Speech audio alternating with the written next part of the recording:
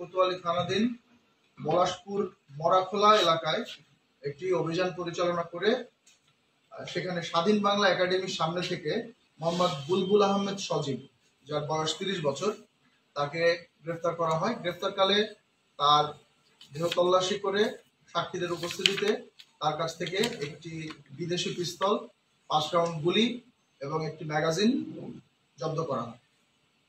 তো অভিযান শেষ করে যখন সেখান থেকে তাকে নিয়ে আসার জন্য আমরা গাড়িতে ওঠানোর চেষ্টা করেছি, সেই সময় তার কিছু উচ্ছৃঙ্খল সমর্থক এবং স্থানীয় কিছু তার আত্মীয় স্বজন তারা তাকে ছিনিয়ে নেওয়ার জন্য গাড়ির পথ রোধ করে।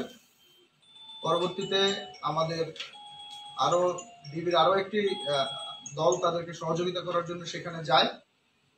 এই যে উচ্ছৃঙ্খল যে 200 থেকে 250 জন তার সমর্থক, তারা আমাদের দায়িত্বরত যে জেলা গোয়েন্দা শাখার যে সদস্যরা আছেন তাদের উপরে দা, লাঠিসোঁটা ইত্যাদি দেশীয় অস্ত্রশস্ত্র সহ আক্রমণ করে এবং সেখানে আমাদের বেশ কয়েকজন পুলিশ সদস্য আহত হন।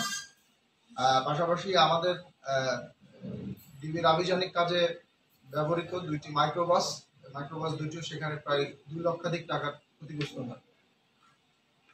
তো এই আসামি নামে কোতোয়ালি থানায় মামলা আইনগত যে ব্যবস্থা সেটি প্রক্রিয়াধীন রয়েছে। পাশাপাশি এই অস্ত্রের সাথে অন্য কারোর কোনো সংশ্লিষ্টতা ছিল কিনা সে সম্পর্কে আমরা বিস্তারিত তদন্ত করব।